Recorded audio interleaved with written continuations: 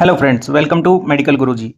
Today is week 7 lecture on antibiotic resistance. We will cover mechanism of action of antibiotic resistance, factors contributing to the resistant development, global impact of antibiotic resistance and strategies to combat antibiotic resistance. So first we will know what is antibiotic resistance.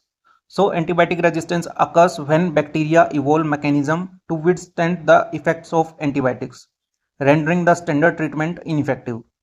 This lead to the prolonged illness, increased healthcare cost, and higher risk of mortality. So now what are the different mechanism of antibiotic resistance? How bacteria develop resistance through various mechanisms. First mechanism is enzymatic degradation. Some bacteria produce enzymes that can inactivate antibiotics. For example, beta-lactamase enzyme produced by bacteria like E. coli and Klebsiella pneumoniae that degrade beta-lactam antibiotic includes penicillin and cephalosporins. Second enzyme is carbapenemase. It is the enzyme that degrades the carbapenems, a class of broad-spectrum antibiotics include meropenem, imipenem. Second mechanism is by alteration of the target sites. Bacteria can alter the target site of antibiotic, reducing the drug binding affinity and efficacy. For example, methicillin-resistant Staphylococcus aureus (MRSA) alters the penicillin binding protein, that is PBPs, to resist the beta-lactam antibiotic. Then vancomycin-resistant enterococci (VRE) modifies cell wall precursor to resist vancomycin. Third mechanism is efflux pumps. These are membrane proteins that actively expel antibiotic from the bacterial cells and reduce the intercellular concentration of the drug.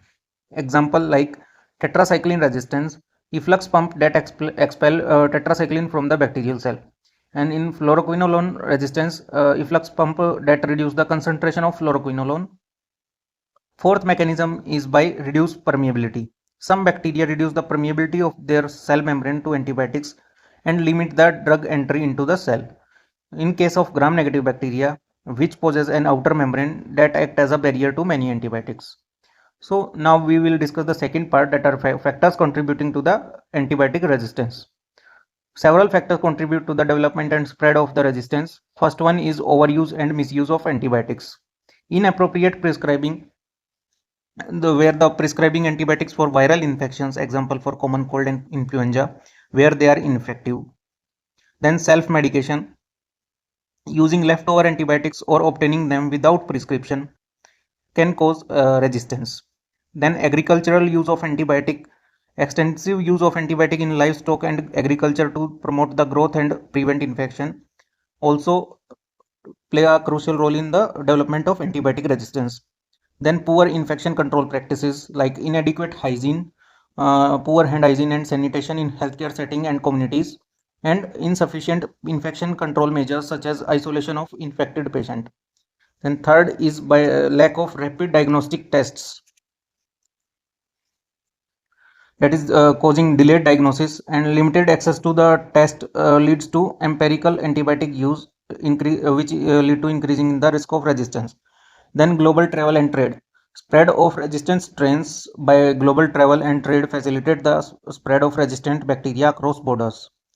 Then what is the global impact of antibiotic resistance?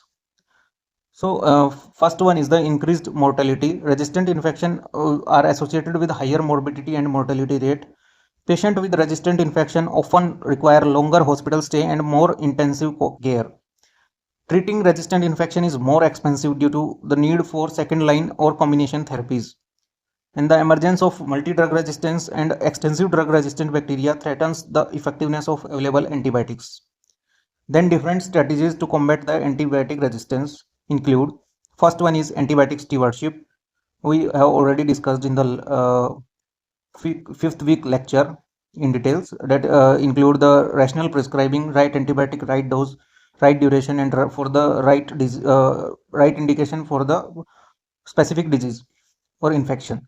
Then de-escalation, that is adjusting the therapy based on culture results and target the identified pathogen with most narrow spectrum agent. Then infection control measures like hygiene and sanitation, implementing strict hygiene and sanitation practices in healthcare settings and communities, isolating patient with resistant infection to prevent the spread of resistant bacteria, then surveillance and monitoring of antibiotic resistance pattern to inform treatment guidelines and policies, encourage the reporting of resistant infection and sharing the data at national and international levels, then development of new antibiotics by research and innovation and investing in the research and development of new antibiotics and alternative therapies, example bacteriophage and antimicrobial peptides, then providing incentive for pharmaceutical companies to develop new antibiotics, and raising the public awareness about the responsible use of antibiotic and dangers of the resistance, educating healthcare professionals about the antibiotic stewardship and infection control practices. In summary, antibiotic resistance is a complex and evolving challenge that requires concerned effort from the healthcare providers, researchers, policymakers, and from the public. By implementing effective strategies and promoting responsible antibiotic use, we can mitigate the impact of resistance and preserve the effectiveness of antibiotic for future generation. So this was all about the antibiotic resistance. If you have any query, kindly comment down, and if you like the video, share and subscribe to Medical Guruji. Thank you.